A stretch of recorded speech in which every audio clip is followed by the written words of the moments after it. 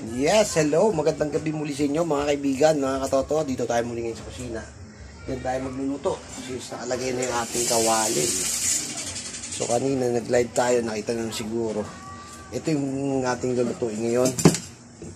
Medyo magulo nga lang dito sa lamesa ko. Pasensya na ha. Ito yung tilapia na binili ko. Yan, ginawa natin pinilay. Ngayon, nilagyan na natin ng asin tsaka konting paminta. Then yung ulo tsaka yung buntot, hindi ko tinapon kasi sayang. Ang gagawin natin dito, papangat natin sa kalamansi. Dito, ito. Tapos ito ilalagay talbos ng kamote, konti. Para masarap. Then ngayon, ito yung ating rekado sa, natin, gagawin nating sweet and sour. Sweet and sour pala gagawin natin dito Ito, hindi spaghetti, sweet and sour. Ito yung mga rekado niya. Ito, saglit lang to dahil ipapangat lang na sa kalamansi yan. Then, may nabili na tayong mga kamatis dito na. Sibuyas, marami tayong sibuyas. So, magpiprito tayo, mainit yung kawali. At, bubusan natin ng mantika. So, yun. Dito na ngayon, nilagay na natin yung yung ating tilapia. Ito. Yan. Tanggalin natin yung mga nanigit na. Ito yung harina kasi ito yung harina. Tanggal natin yung mga musli. Kasi parang tinapay tuloy ito. Gagawin natin dito is, yun nga, tulad sinabi, ganda, diba? Ganda. Ganda. Yan, tilapia yan, ha. Mga katoto tilapia yan, mga kaibigan. Yan, ipiprito natin muna. Lagyan natin ng harina, tulad yung ginawa ko nila. Ito yan. At marami pa dito pa. Ito gagamitin natin sa pangat. Kasi sayang to. Ito yung ulo na tira. May laman-laman pa yan. Lagyan talbos ng kamote. So abangan nyo na lang ha. Ito lang kaya ko ngayon bahagi sa inyo. Lalo na sa mga taon hindi, yung mga iba na hindi ba marunong pa magluto. Pero simple lang naman to.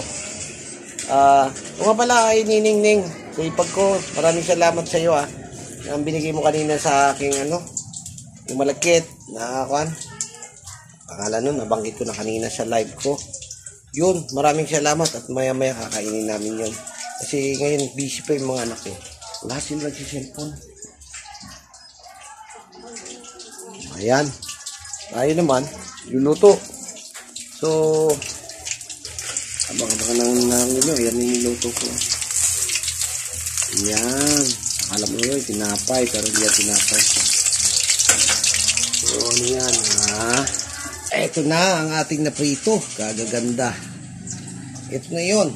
Mga katoto, yan mga kaibigan, Yan yung tilapia natin, kanina, nilagyan natin ng harina. So, ito na yung iba. Yan yung iba. Yun kasi nag-brown na siya At ito naman yung iba pa na gagawin natin. Meron pa mga 3 piraso. So, balik rin natin. Wala pa, di ba pwede? Ano pa siya? Tanggalin na natin itong mga Kasi nilinahan ko lang ng apoy para maluto na. Para luto yung ilalim. Ngayon, titirahin naman natin ngayon itong papangat natin tilapia. Ulo, yung ating pinag-anuhan kanina. Natira sa buntot. Lagay na natin itong kamatis. Mga kaibigan, yun, kumukulo na. Yan natin yung ito. Yan, ito yung pinagtabasan ko ng piniginawa kong sweet and sour na pili. Ito na siya, Ito yung walang tinik.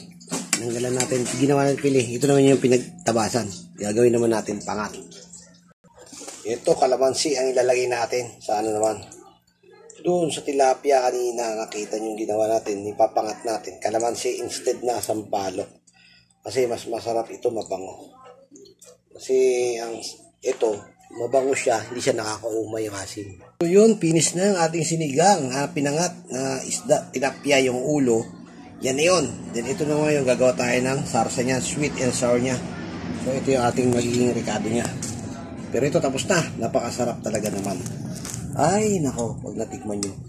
Ang asim niya ay talaga napakasarap, parang, kalamansi ba? Kakaiba. Napakasarap.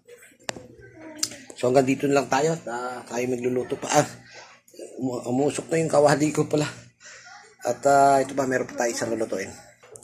Yun, luto na ang ating menu ngayon. Ito yung sweet and sour natin. Hindi naman natin inubos kasi marami, binukod natin para kung sakali may ayaw na may ganun na luto dito. At yung sinigang natin na pangat sa kalamansi, ito na rin. So yun ang ating ngayon luto ngayong gabi nito. At maraming salamat. Magandang gabi muli sa inyo. At happy All Saints Day na lang.